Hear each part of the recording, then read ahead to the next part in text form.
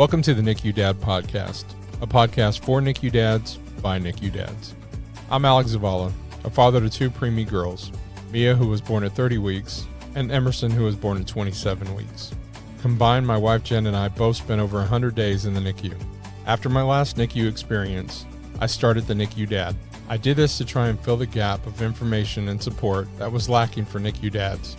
Be sure and check out thenicudad.com, and hopefully you will find it a useful resource. In this podcast, we will cover many topics that NICU parents face, but from the NICU dad's perspective. Topics such as premature birth, bereavement, PTSD, and many others. These dads who you'll hear share their stories in hope of letting other NICU dads know they are not alone.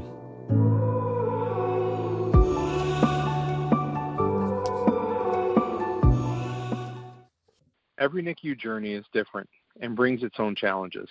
Balancing those challenges with other life responsibilities can be complex and difficult, especially when going through a long NICU stay.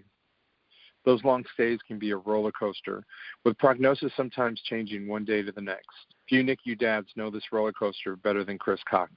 Chris and his wife Shayna welcomed their son Beckett in January of 2019. And after a 7-month NICU stay, Beckett was called to heaven. Chris blogged about his NICU experience as he was going through it, and he has now published a book about his son's journey called From Love to Loss, a NICU Odyssey. Chris is a web and social media professional and lives with his wife in Missouri. And today's guest is Chris Cox. And Chris, first of all, we want to thank you for being on this episode and sharing your story with everyone, and we really appreciate you being here today. Yeah, thanks for having me. Why don't you share your story with us and tell us what your NICU journey was like? Sure. So, like I said, my name's Chris Cox and my wife Shayna. We live in Missouri. Our NICU journey was pretty hectic, to say the least. We tried to have a baby for, probably about a year. We had our struggles, so we solicited the help of my wife's doctor. And they prescribed my wife Clomid, which I think she said was a kind of awful experience for a little while, but it blessed us in a few ways. We got pregnant about within a month, and I have to say those few months after that were pretty awesome. We were kind of riding high on happiness. I was super giddy.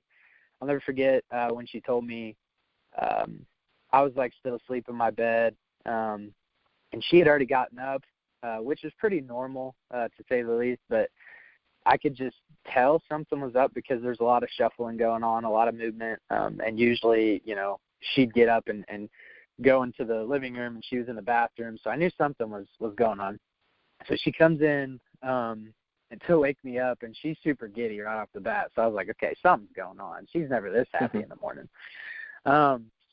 So she kind of pulls me into the dining room area, and I come in there, and there's a Jimmy Fallon book. And first of all, I couldn't see anything. I wear contacts, and I'm about half blind, so I couldn't see anything. But I could tell there was something blurry sitting on a table.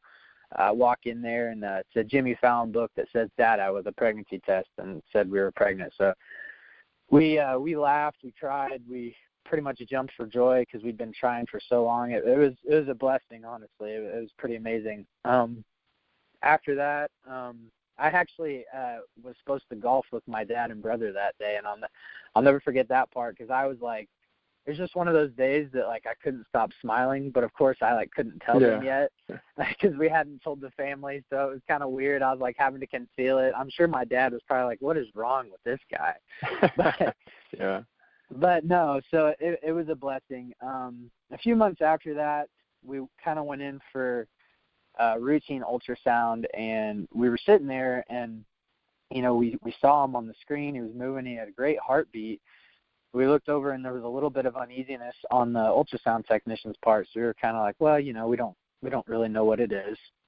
We had a follow-up with our doctor right afterwards, and it was just down the hall. So we went down the hall, and, we go down there, and I can't remember. I don't think she came in. If she did, she came in briefly and then left real quick.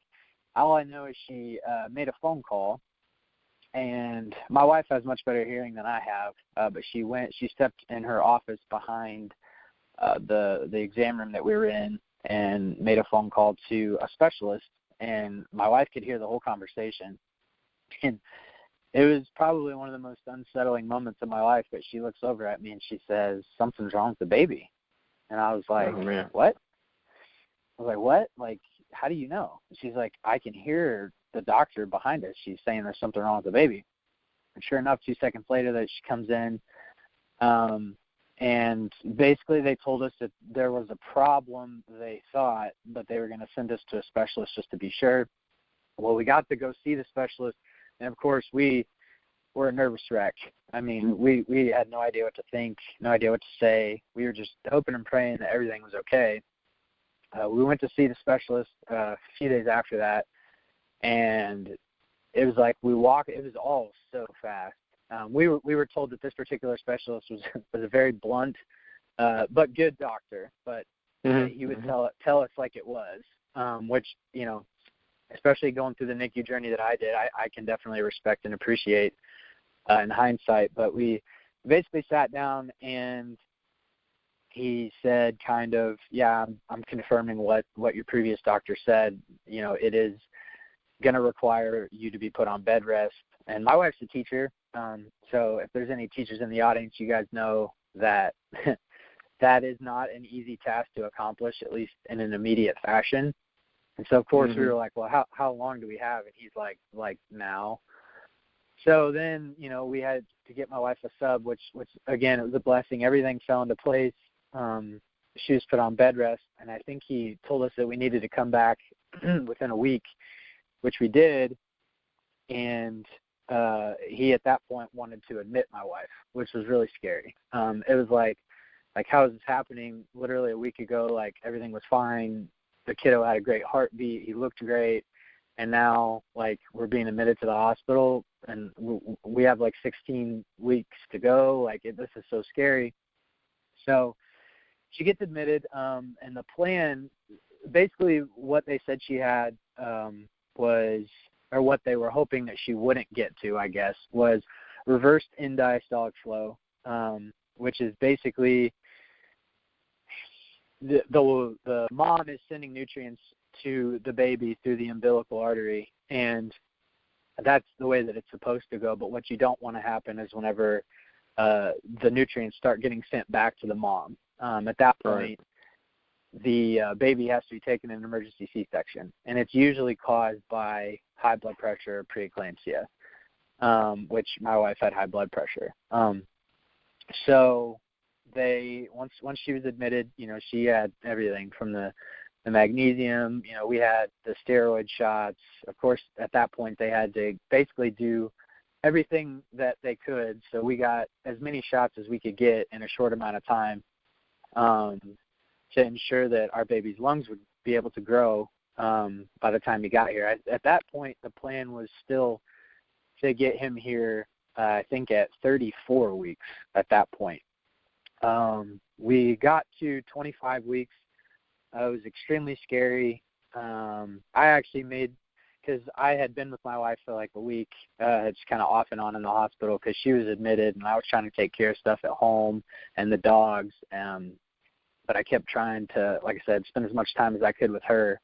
But we finally came to somewhat of an agreement. We were like, you need to go to work. You're not really accomplishing much here except for stressing out. So, I appreciate their honesty in that. So I was like, you know what, you're right. Let me go to work. Maybe I can somehow get my mind off of it a little bit. So I actually went into work on a Monday morning, January 28th, 2019, and I just remember getting to work and sitting in my chair, and I was just dumbfounded. I didn't know what to say. I was almost craving human interaction at that point, just begging, man, somebody, because I was the first one there, so I was, please, somebody just show up so I can have somebody to talk to, have a normal conversation aside from this nightmare that I've been living. So someone finally did show up, and, we kind of talked, and, they asked me how Shayna was doing, and, I told them and everything, and they told me they were praying for me. And I got a call about, I want to say 10, 15 minutes later. It was still really early in the morning. And it was my mother-in-law. She had come to be with my wife that Monday because they had scheduled another ultrasound to check the flow in the umbilical. And my wife didn't want to be alone, so her mom came down. I got a phone call from her mom, and her mom basically said, the doc's in here. He's going to take a look. I just wanted to have you on the phone in case it wasn't good, because they think if it's not good, obviously we're going to have this baby. So, at that point, again, I was scared to death, but I stayed on the phone. I kind of tried to listen into what the doc was saying. And I think it might have been one of the nurses or maybe even my wife. I'm not really sure. Like I said, I was just kind of dumbfounded at that point. It was almost like time was standing still. But somebody said, you need to get here, now. And all I remember doing was running out of my office. I obviously told the people that I work with, I got to go, and they didn't even ask questions. They were amazing. They knew, I think, what was going on. And I ran to my car, and, it was January. We just had a snowstorm, so there was snow everywhere. And I work about 30 minutes away from the hospital my son was born at. I probably drove 100 miles per hour, and I didn't even realize it. In hindsight, I know how reckless it was, but I didn't realize how fast I was going. All I knew was, I couldn't let my wife have this kid alone. And if something bad was going to happen, I couldn't live with the fact that I wasn't there at that point. So luckily I did make it to the hospital. I got up to my wife's hospital room, and everybody was still in there. And my wife was amazing. I looked at her, and she was, I could tell just by looking at her eyes that she was a nervous wreck, and she was stressed and scared and all of that. But her demeanor, you could tell that she was trying to stay tough for everybody. It was almost contagious, except for I was shaking. She was much tougher than I was. I was freaking out, asking everybody if everything was okay. They kept assuring me that, essentially they didn't know. They just knew that the flow had reversed like they anticipated, and that we needed to take the baby in a C-section. So, it seemed like it was hours later, but I think it was probably merely minutes later. They finally did take us back, and they started the process of the C-section. And the medical staff were amazing. The whole time they were worried about my wife and I, trying to get us to stay calm. The docs were, asking us about our journey and telling us that they would pray for us and stuff like that. So it was really awesome. So my son was born, and it was honestly probably the scariest 10 minutes of my life. I would assume it's probably in the neighborhood of 5 to 10 minutes. Again, this time was standing still at that point. But they had told us when they took us back to the room, they said, we're going to put up this sheet because, this is a major surgery. We don't necessarily want you to see that. But whenever your baby comes out, we'll bring him up so you can take a look at him. So we were like, okay, that kind of put us at ease, I think, for a second, as much as it could in that moment. So they pulled him out, and, we were expecting him to put the sheet down, bring him up so we could take a look, and they just walked right past us. I'm like, what the heck's going on? And they walked to the resuscitation room behind us and started resuscitating him because I guess he wasn't breathing. And, we were freaking out, scared to death, kept asking, is he going to be okay? Is he alive? And they just basically said, we're doing everything we can. We'll let you know. So we just kind of sat there, and it was the most powerless I've ever felt in my life. I'll never forget. So I was watching every emotion at that point. I was, like a detective sitting there. I was making, trying to watch every facial expression on every person's face, because I didn't want to miss a beat if he passed. I didn't want to not know. And I'll never forget, I was staring in the resuscitation room, and I saw a smile creep across one of the nurses' face, and it was like relief just poured over my body. And she comes in, and she says, we were able to intubate. And we all just kind of collectively sighed, like we'd been holding our breath for hours. So that was pretty amazing and definitely hectic. And, my wife, again, super strong as she was, once they were able to put my son on the bag, they were going to take him down to the NICU. And my wife's like, you need to, go be with our son. I'll be fine. And again, just had a major surgery. I guess she also was not reacting the best to the anesthetic, which I think is normal. But, she was feeling ill. But she was like, you need to go with the baby. So it was just still amazing me to this day how she did that. But I went down there with our son, and I sat outside the NICU room while they basically hooked him up to the high-frequency ventilator that he was on. I think it was the jet ventilator at that time, which was a pretty lengthy process.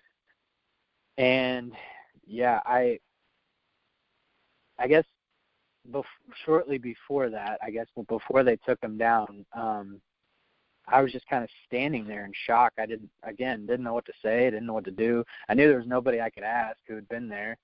And one of the doctors said, "Do you have your phone?" And I was like, "Well, yeah, of course I have my phone." And she's like, "Well, do you want a picture?" And so I pulled out my phone, and I go to take a picture of him, and his eyes were wide open. He was looking right at me. It was probably the coolest moment I've ever had in my life. Most humbling experience for sure. And then they handed me these pair of surgical scissors, and they go, "Do you want to cut the cord?" And I was like, "You mean I can?" Because, he was born at a pound, 4 ounces. So, I knew that he was fragile and barely hanging in there. So I was like, you guys are sure you're going to let me do that? I got to do pretty much everything that a normal dad gets to do aside from actually get to hold my son. And I just remember standing there holding his hand. He was kind of in this almost cellophane-like bag to keep him warm until they could get him in the isolette. And, like I said, then they took him down. I went down with them and standing outside his room, nervous wreck. They finally got all this stuff hooked up, and they're like, "You can go in." And I just kind of shuffled in nervously. I didn't know what I was going to see. I looked at him, and he was in there just fighting with everything he had, super small, but beautiful nonetheless. And so that's kind of the day that he was born. I remember it pretty vividly. We had a pretty long NICU experience after that. We were in the NICU for 7 months. My son went through, I think, just about anything a baby can go through in the NICU. He had the PDA ligation. He got pneumonia several times, was sick. And he kind of did the roller coaster, a few steps forward, a few steps back kind of thing for a long time. And then he had this stretch where he was doing okay. And, they put him on a less invasive ventilator. And, we were able to hold him a little bit more, actually see his face and hear him cry, which, I know it's kind of one of those things that a lot of non-NICU parents probably take for granted. But because, when babies cry all the time, you just want to pray that they stop crying, right? Well, NICU parents, we don't really have the luxury of hearing our kids cry, and so we pray for the moment that we actually get to hear it. And my wife and I we kind of teared up the first time we heard our son cry. It was so sweet sounding. But, like I said, ups and downs. So shortly thereafter, he got sick, had to be put back on high frequency, was there for a few months, and then the docs came in. They started talking to us about him possibly going to need a take-home vent. He wasn't deathly ill at that point. We personally had gotten so used to the day-to-day just being in the NICU at that point that we really weren't even looking for a finish line. But somebody came in and basically had to remind us, the goal is to not have him be here forever. And so have you guys thought about putting him on a take-home vent? Because he will probably need one, and it's not permanent. He'd only have it for a couple of years, that whole thing. And so my wife and I were like, again, we weren't even seeing a finish line. So to be able to somewhat visualize one in our head for the first time, we were like, yeah, can we do it today? And of course they were like, no, you cannot do it today. But we were just looking for some kind of closure to the situation. We just wanted to bring our son home. Now, so in that 7 months, was he hitting the milestones and everything? Yeah, so it was actually kind of cool. The hospital where we stayed at, they had like a school bus, a little graphic that had different like lights on it, and red represented that he was far away from that goal, and green represented that he had reached the goal, and I think yellow was that he was somewhere in between. And so obviously for breathing, he stayed at red most of the time that we were there. Growth, he got to the point that he was doing really well, which I didn't touch on before, but due to high blood pressure, he had intrauterine growth restriction, or IUGR. So not only did we have the reverse end diastolic flow issue, but also IUGR. He was under the first percentile in terms of growth, so he was very, very small. So he kind of came into this world with a huge disadvantage right off the bat. Right.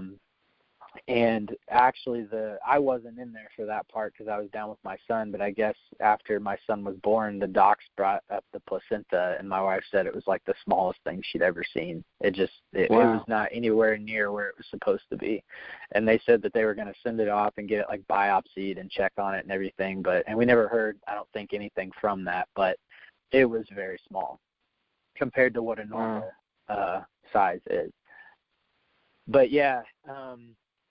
Did you have any more questions for me? Well, on going back in, so I want to go back to kind of the beginning and especially those first few weeks in the NICU and what that was like with him being so fragile in the beginning and, Mom obviously recovering. What was that like how long did it take Mom to get in and start getting in and seeing your son and you guys getting to that first week, that initial, sometimes people call it hell week just because, that first week of the NICU is probably the hardest week. Yeah. Well, once again, the hospital staff were fantastic. I know the hospital that we stayed at, they really were looking at ways to utilize technology to get the parents closer to the babies. And so they used iPads, knowing that, obviously the moms were going to be up recovering from surgery and the babies were going to be down in the NICU. They knew that there needed to be some sort of way that they could communicate and see one another. So we were able to utilize the tablets and Skype or Zoom rather, and be able to like call them and be able to look at our son. But I was kind of, the first couple of days were kind of that grace period. He kind of was just there. There wasn't really anything wrong. They call it the honeymoon period, I think, in the NICU, where, when they come out and they're put on the ventilator at first, you don't really see the shock of being out of the mother's womb yet. It takes 24 to 48 hours for them to get to that point. So I think at that point, my wife and I, we just looked at each other and we're like, have you slept? No. Have you slept? No. Have you eaten? No. Have you eaten? No. And it was just kind of like, well, maybe we should do that now that we kind of have a second to breathe, even though we still probably felt like there was a huge boulder on our chest. At that point, we finally were just like, maybe we should try to do that. But I just was I know me personally, and I can't speak for my wife or any other NICU parent just other than what she's told me, but I had so many questions and so many people standing around me that I just was like, I was so overwhelmed that I didn't know what to say. Like, I knew the questions in my head, but I didn't want to sound like, and this is that, I think, male bravado that a lot of men feel that they have to kind of project, but I didn't want, like, my son was just born in the worst of circumstances. I didn't want to be a bad dad already by asking a stupid question that a dad was supposed to know. And so I, for whatever reason, just, again, due to being overwhelmed, kind of kept all that to myself and just kind of was really silent for a couple of days, just kind of, I guess, letting it soak all in, the realism of all of it. And I, obviously super scared at the same time. Like I said, I can't speak for my wife. I know she was worried and scared to death. I know for me personally, as, a husband and a father, I was scared to death for my kid, but also scared for my wife who just went through this surgery. I was worried. I hoped she would be okay. I knew she was feeling ill from the anesthesia. I knew that this new added stress couldn't be helping that situation. So I think just trying to kind of balance back and forth. And, there's no rule book for how to handle that kind of situation either. I mean, so, normally there's people you can lean on for advice and say, hey, what should I be doing in this situation? And that person does not exist in the NICU. So I think, honestly, just trying to soak it all in, I think at that point, while being scared to death, I guess is the best way I can put it. Yeah, absolutely. And then, with the time going in, after a month or so, I don't want to say you catch your groove, but you almost do. You start getting in that day-to-day, and, it seems so far away on when you are going to get out of there. But when they start talking to you about that take-home, did everything change? I mean, for you guys and your thinking and just everything?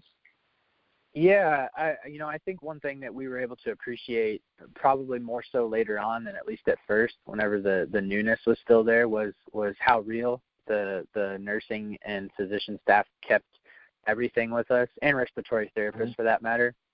When you first get in the NICU, you're so scared to death of everything that when you start hearing words like essentially that he could die, and you're like, what? Like, aren't you, he's hooked up to all those machines. Isn't he going to be okay? Like, can't you guarantee me that? And of course they can't guarantee that.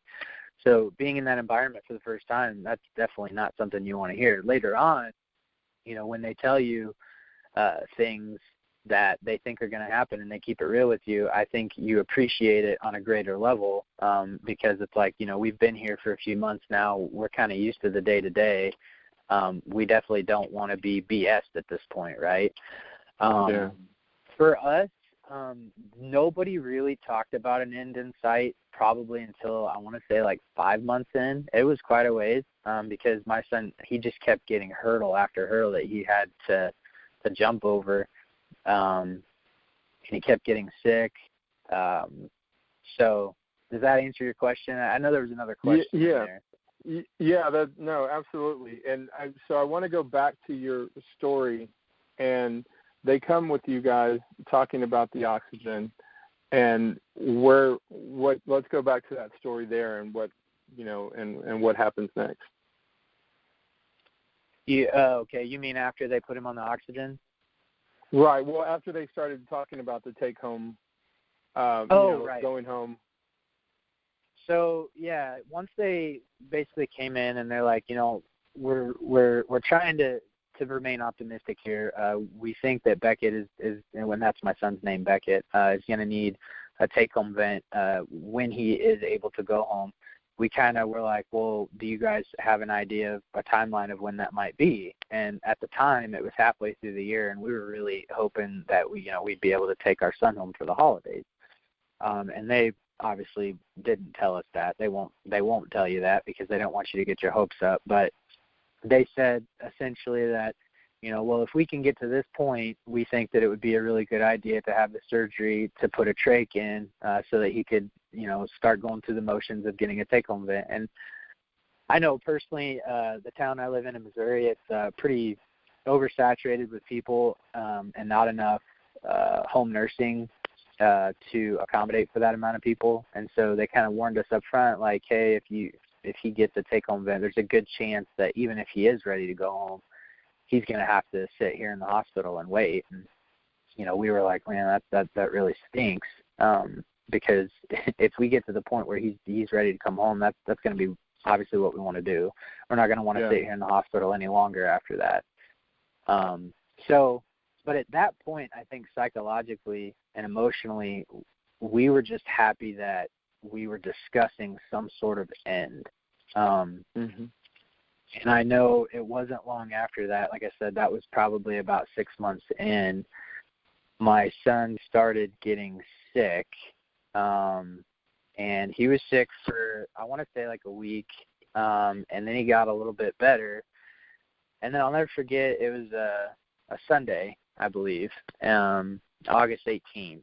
My wife and I had got up pretty early, and we had gotten used to the nurses were probably sick of us, but we had gotten used to calling every few hours just to check and make sure our little man was okay, because we were fortunate enough to not be too far from the NICU, and I know some parents have to be hours away, and I can't imagine what that's like. For us, like I said, we weren't that far, but we still, even when we weren't there, called and checked in on him constantly. So we called, actually I think the nurse called us at like 6 a.m. And of course, every time they call, your heart drops because you don't want it to be something bad. And she calls and she basically said, like, Beckett's doing fine. We think you had a really good night. He seems to be taking a turn for the better. And so we were like, thank goodness. Like I said, this is like 6 a.m. on a Sunday, so we of course, when we heard the phone ring, we freaked out, but then we were like, okay, well, maybe we can lay back down and get some sleep. So that's kind of what we tried to do. Did that for like a couple more hours, and then the phone rang, and it was my son's doctor, and doctor called and basically said, hey, we think you guys need to get here. Beckett is taking a turn for the worst. We're not sure if he's going to make it. And I know for me, hearing those words for the first time in that context, it made it extremely real. And I think I was a little angry and just wanted to take it out on somebody, frankly. And there wasn't really an outlet for that. I had a lot of questions, like how could he have taken a turn for the better and then immediately gotten worse? Like, that doesn't just happen. What happened? I just had a lot of questions because I hadn't been there. I felt resentment for myself for not having been there. I was scared to death. But more than anything, we knew that we needed to get there. So we threw on our clothes and got up to the hospital. And when we got there, he didn't look good. He's white. You could tell that is having some difficulty breathing. Surrounded by medical staff who were all fantastic. And to this day, I am sorry probably for the way that I sounded that day, but I was so scared and, again, didn't know how to act. And we basically got there and we're there all day with him. He'd have momentary lapses where it seemed like he might possibly get over it and then just revert back. And then I think it was kind of mid-afternoon-ish. They had gotten to the point where they were literally doing everything they could. They had his oxygen turned all the way up to 100%. They had brought out the nitric, and they had started giving him breathing treatment. They were doing everything that they could. And it's hard for me to talk about, but I think the part that stabs me in the gut the most was the moment that one of the nurses was standing next to his bed and basically asked us, it's looking pretty bleak at this point. What do you guys want to do? And we kind of looked at each other and we're like, this can't be it, right? And then we said, well, like, isn't he going to be okay? And she said, well, I don't want to tell you this, but we think he's suffocating. And I know personally, I crashed to my knees. I cried. I asked God why, how could this happen? Like, what did he do to deserve this? Like, this can't be it. This kid has been through hell. He's conquered hell. He's finally got a possible finish line in sight. Like, how can this happen? Like, this should not happen to babies. They're so innocent, like, and he's so perfect and beautiful. Like, how could this happen? And yeah, I mean, basically after that, they asked us if we wanted to turn off the machines, and we didn't really know how to answer. So they kind of said that they were pretty sure he was going to pass and that we needed to kind of come to terms with that and figure out how we wanted to go about it at that point. And so we decided to shut the machines off, and one of the docs asked us if we wanted to hold him with no equipment attached, and so we got to do that for the first time. He was baptized, which was, an amazing moment as a father for me to be able to see. I just wish it, weren't under that circumstance. But at that point, we went ahead, and because I know leading up to that point, it was almost like we tried to protect our family from what they might see if they came into the NICU. So we tried to schedule time that our family could come and see him. And if we knew it was going to be a difficult day, we'd tell him, like, hey, he's having a difficult day. You shouldn't come today, maybe another day. But then I know at that point we just were kind of like, please just go get our family. Like, this is probably going to be it. Like, just go get our family. And they were already all there, and they came back, and we kind of just held him and cried for several hours, I think, and he finally passed at that point. So pretty rough. Man, that's tough. And I know again, no rule book on this kind of thing, but I think one of the harder things for me was, not only did my son pass, but now I'm sitting here and, like, I'm seeing his body and obviously no life. Like, I've been around people who've passed before, but when you're holding them in your arms and it's your own kid, it's like a part of you is dying. And to look down and see my son turning blue, and it just was one of the hardest things, the hardest thing that I've ever done in my life.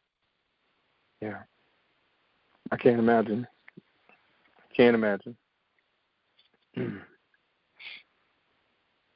So you and I had actually been talking before then. Mm-hmm. We had been talking about, I guess, through this time in the NICU, you had been kind of logging everything, or yeah. So when I found out that I was going to be a dad, like I said, way back whenever my wife surprised me with that book and the pregnancy test in the kitchen, at that point, I've always been a writer, and for me, writing is kind of like my therapy. I write because I like it, but sometimes I write to kind of convey an emotion that I can't otherwise do through talking to people. Because a lot of people who know me know that, like, I kind of keep a lot of stuff to myself, especially the hard things. And then I know that that's not necessarily probably the best thing to do psychologically, but it's just kind of the way that I operate. But through writing, I thought that sharing the journey to fatherhood would be an opportunity to show everybody the growth that I was going through. So I started writing down everything that I was feeling, everything that I was thinking about after I found out that I was going to be a dad. Well, whenever we found out that we were going to have our son 15 weeks early, I started blogging about that stuff too. So I started my blog whenever I found out I was going to be a dad. Now that I was a NICU dad, I kind of blogged about that whole process. And ultimately, I just hoped more than anything that by sharing my experience, because like I said, when I got into the NICU, I had so many questions, but I was so overwhelmed. And I just kind of shut down at that point and didn't talk to anybody. So I started writing, and I guess my hope was that perhaps another NICU dad might see something I was writing and just think, like, me too, man. Like, I feel this same way, and I guess hope that it resonated with them and that it might help them. I started kind of really promoting it. I ran a couple of social media ads, again, just trying to get the word out about my blog, honestly. And I had some dads reach out to me through email, through social media, and basically people I'd never met. Because, of course, anytime you start a new project, you have all the people that that are like, man, like, you're doing a really good job. Like, I'm loving the stuff that you're churning out. And, those words mean $1,000,000. But when you hear it from somebody that you don't even know and they have no bias towards you whatsoever, to hear, I had a NICU dad reach out to me, and he basically said that an article that I had written had brought him to tears because he had gone through the exact same thing, but he felt so isolated from his family and his friends because they didn't know how to help him. And, you know, he felt like he had to be this all-American dad who was, you know, essentially the protector of the family. And as any NICU dad knows, that's an impossible burden to carry because you can't be the protector in that environment.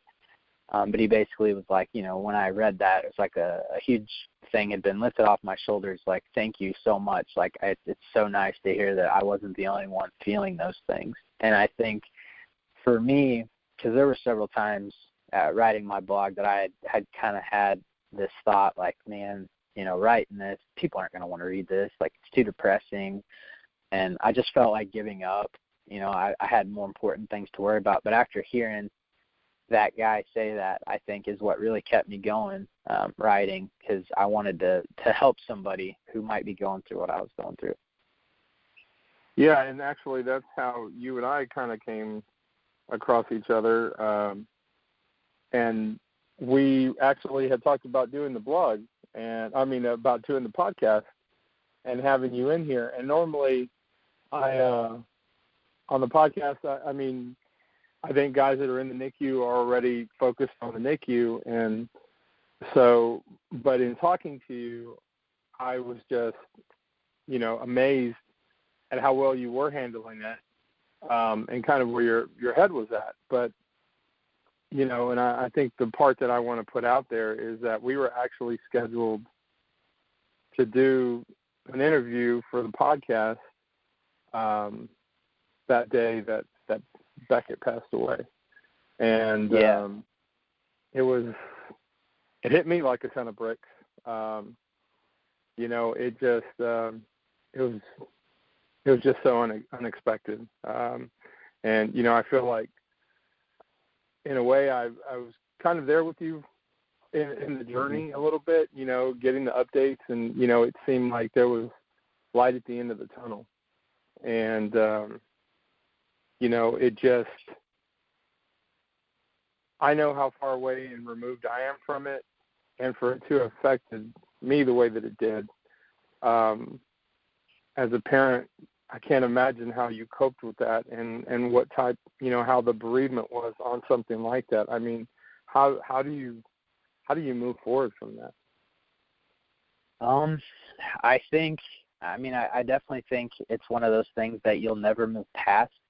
You do obviously put one foot in front of the other and try to continue to move forward day by day, but it's never, my son is the first person I think about when I get up in the morning, and the first thing I think about when I go to bed. I talk to him multiple times throughout the day.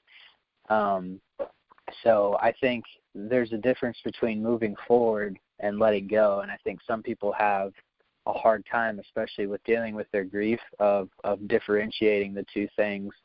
I know for me, I felt that by sharing my journey, I was doing something that would make my son proud. And, you know, by telling people about who he was, you know, kind of sharing the impact that he had on me, that it might help somebody else. Because the thing about my son was that, you know, he was going through a million things on a given day. I mean, it made everything that I was going through just seem trivial. I mean, he would be poked and prodded with so many different things. He was sick all the time, but he never cried. He had a smile on his face the whole time. And I think, you know, as a dad, I'm supposed to be the one teaching my son how to be, you know, a boy and then become a man, but he really taught me how to become a man. Because I used to complain at the most trivial things, you know, anything that could possibly ruin my day, I'd complain about. And now it just doesn't matter on the grand scheme of things. You know, I'll still complain about, you know, my sports team losing here or there, but, you know, if I'm stuck in traffic or whatever, like, it doesn't matter to me anymore, because, you know, the one person in this world who had the right to complain never did. So I shouldn't have that right either. But I know again, for me, the best way that I can move forward is to carry on the things that he taught me and try to help as many people going through the same thing that I did. I think that's probably the best thing that I can do.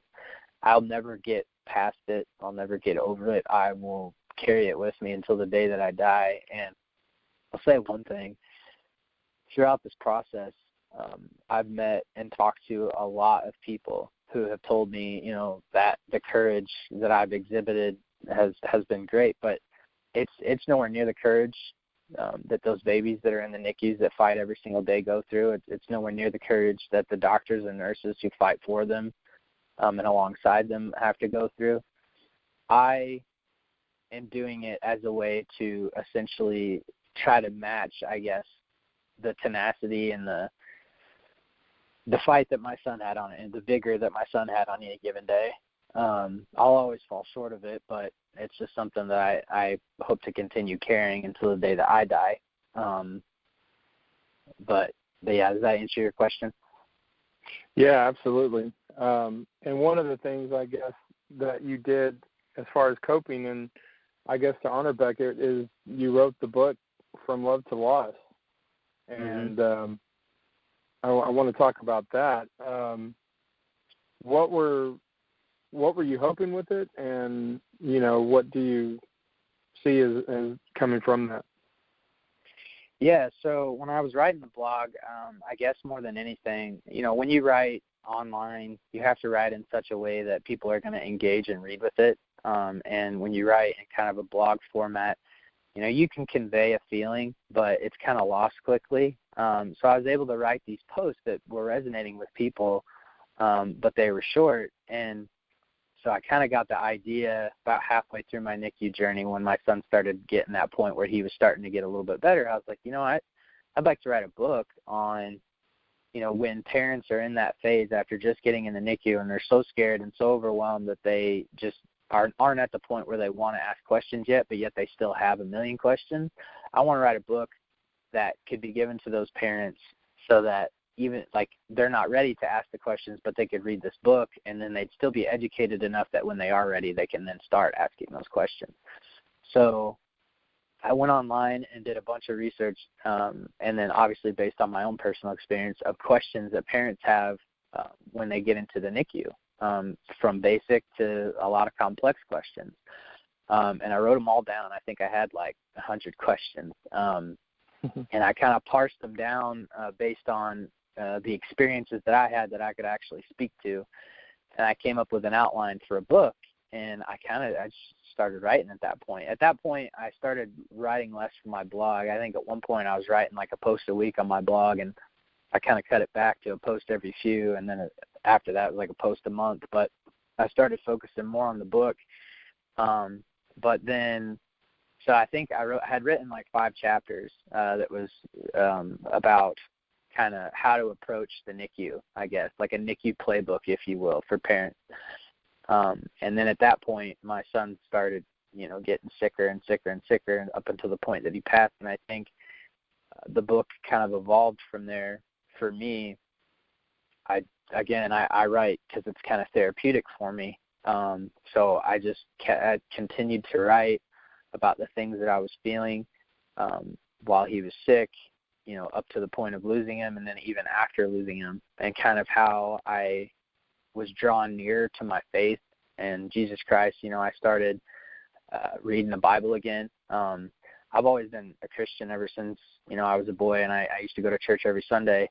But and I'll always be a Christian, but I had grown apart from the Word and going to church. Mm-hmm. And I think one thing that this process showed me was how close to death and life that you could possibly be. It's in that NICU. And so I was drawn near to Christ, and I started reading the Bible again and got really in touch with my faith. And I think the end of the book kind of exemplifies that. And yeah, I wanted, that book is I guess what I want my son's legacy to leave for somebody, in the hopes that it can help them, is everything that I went through. Well, I think you did an amazing job, and I think he would be really proud of you. I love it. Well, thanks. it's definitely a NICU must read. I mean, there's not a lot of stuff out there, and hopefully that'll start changing. But I definitely, I think it's something that can help a lot of people. Now, with being in the NICU for 7 months and everything that you experienced, what is some advice you would offer current NICU dads? Let's say guys that are in for the first week, or also guys that are in for month number 4. I think probably the best advice that I can possibly give to parents, but probably dads in particular, is that it's perfectly okay to not be okay. You do not have to shoulder the burden of being the protector all on your own. It's okay to admit to yourself and to your family that you're not mentally in a good place and that you need some help. And I think it's imperative that you do, because when you get to the point that you are mentally well, it's the best point that you can be mentally well for your family and for yourself and for your child. And I think when I got to the point in my journey that I came to that realization, it was probably shortly before my son passed. And then obviously I kind of had to reroute my thought patterns at that point. But I was in a pretty solid place whenever we were looking forward to possibly bringing him home and getting him on the take-home vent. I was in a pretty good place. So I would say that it's perfectly okay to not be okay, and admitting that to yourself and to your family. Absolutely. I agree with you 100%. Well, Chris, I want to thank you for being on this episode today and sharing your story and your experience and just, talking about Beckett, and I just appreciate it so much, man. And I want to thank everybody also for listening to this episode of the NICU Dad Discussions, and we just really appreciate it and want to thank you. And want you to continue the good work that you're doing, man. You're doing some good stuff out there. Absolutely. And hey, man, you too. I know maybe a lot of the listeners out there don't know, but this guy does a ton of work out there for NICU dads as well. So keep up the good work that you're doing, and we'll definitely stay in touch. Thanks for having me. No problem, man. I appreciate it. Thank you for listening, and thank you for your support. Once again, please take a look at thenicudad.com. We continue to grow the list of resources we are bringing NICU dads. To my fellow NICU dads, good luck, and remember, you are not alone.